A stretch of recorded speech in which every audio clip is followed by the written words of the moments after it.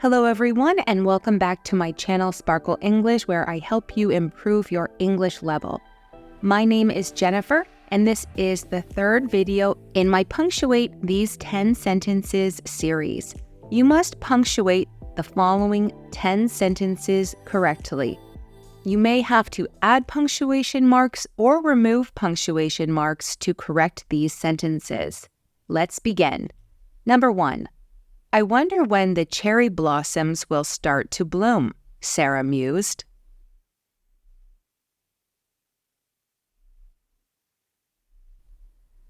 We have a quotation by Sarah. I wonder when the cherry blossoms will start to bloom. So we must put opening quotation marks before I, and the closing quotation marks must come before the speech tag, Sarah mused. Now, before the closing quotation marks, we have a comma. When we have a statement that normally would end in a period, but comes in between quotation marks, we must change it to a comma if it's followed by a speech tag. This would not be a question mark because I wonder is not a direct question. This is an indirect question that is not asking for an answer. She is stating that she is wondering. Number 2. Are these my old textbooks or yours?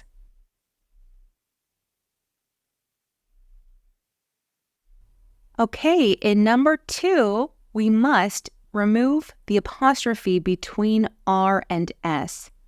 And that's because yours is a possessive pronoun and it does not contain an apostrophe.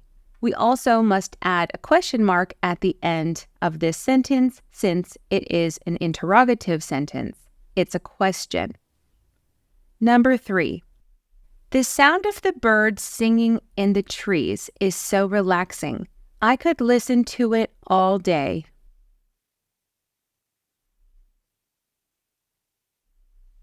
Okay, in number 3, there are a few ways we could fix this. We have 2 independent clauses, and we cannot connect 2 independent clauses together without any punctuation or conjunctions. So what we can do is after the first independent clause, add a period, and then begin the next sentence. Or we could make this into a semicolon because these sentences are closely related. You could not just add a comma because that would be a comma splice. Number 4. The museum exhibit, which opens on Saturday, features works from local artists.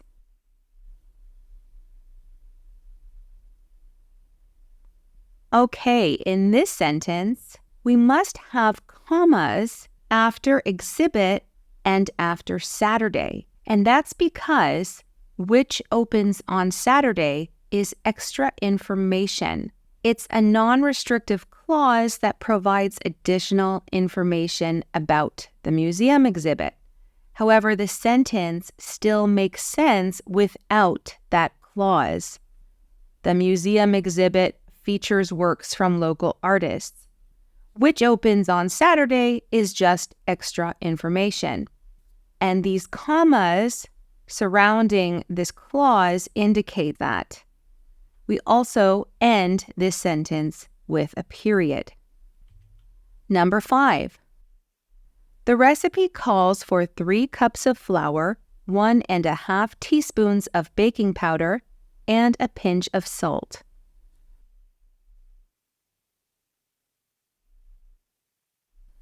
Okay, in this example, we have to add a couple commas.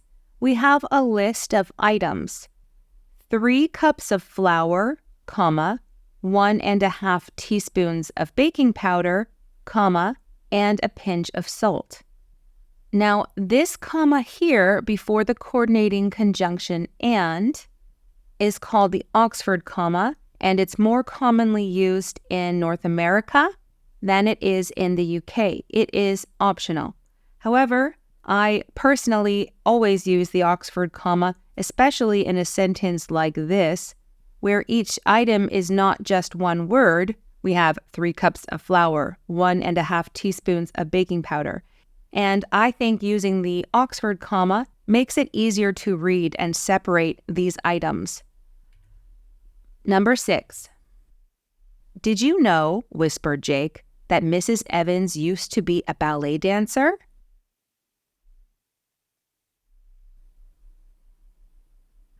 Okay, this one might be a bit difficult for you. We have quotation marks on either side of the speech tag. So, did you know? We have our opening quotation marks, our closing quotation marks, and then a comma before these closing quotation marks. Then we have the speech tag, whispered Jake, then a comma, and then opening quotation marks again, that Mrs. Evans used to be a ballet dancer. Then we have a question mark because it's a question, and then the closing quotation marks. This is because, did you know that Mrs. Evans used to be a ballet dancer is the complete sentence. Whispered Jake is a speech tag that is interrupting this complete sentence. You see this often in novels. When interrupting a quote with a tag, commas are used to separate the tag from the quote. You can also see that we've added a period after Mrs., and that's because Mrs. is an abbreviation in English for mistress. And in American English, we use periods after these abbreviations. In British English, a period, also known as a full stop, is not necessary. And before we continue to number 7, if you want more practice with punctuation, you can download my free 10-day punctuation challenge guide, a PDF file with 10 different challenges and note-taking pages to guide you step by step through the most important punctuation rules in English. You can download by clicking on the link in the description below or in the pinned comment. Number 7. It's been a long day and I amped in the mood to argue.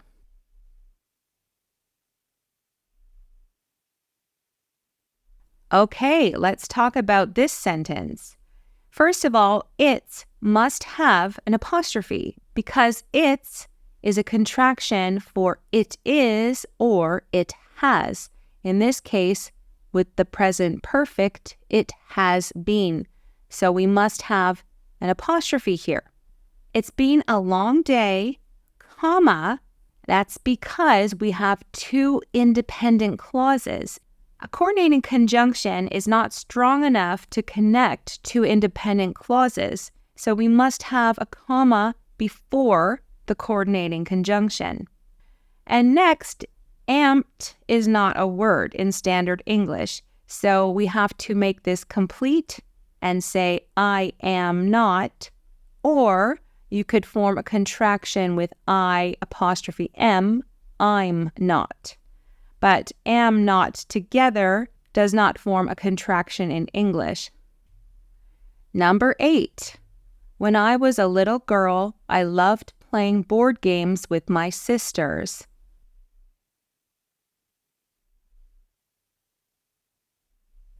Okay, in this one, we must add a comma after girl, and that's because when I was a little girl is a dependent clause. And when a dependent clause comes before an independent clause, we have to add a comma after it. Sisters should not have an apostrophe. The correct word is sisters without an apostrophe to indicate the plural form of sister. Number 9. After a long day at work, Henry just wanted to go home and relax.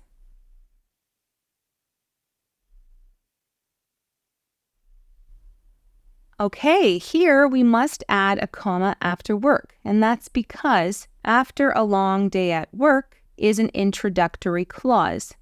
Henry just wanted to go home and relax. We do not have a comma here before and, because we only use a comma before and in a list of 3 or more, and this is not a list of 3 or more, and Relax is not an independent clause in this context, so we remove that comma. Finally, number 10. She's not sure if she wants to move to the city or stay in the country.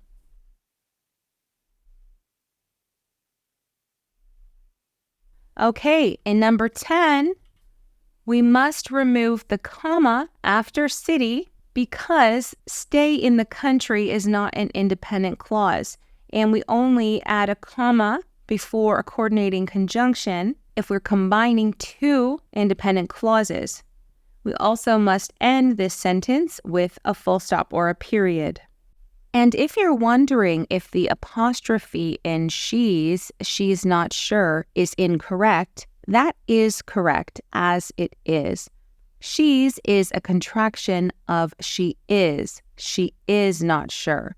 You could also write she isn't sure. Both are correct. Okay, so let me know in the comment section how many you got correct out of 10. And if you had any troubles with one of these sentences or exercises in particular, let me know. I have many other lessons like this one on different punctuation rules to help you out, which I've linked you to in the description below this video. Thanks for watching, and I'll see you in my next lesson.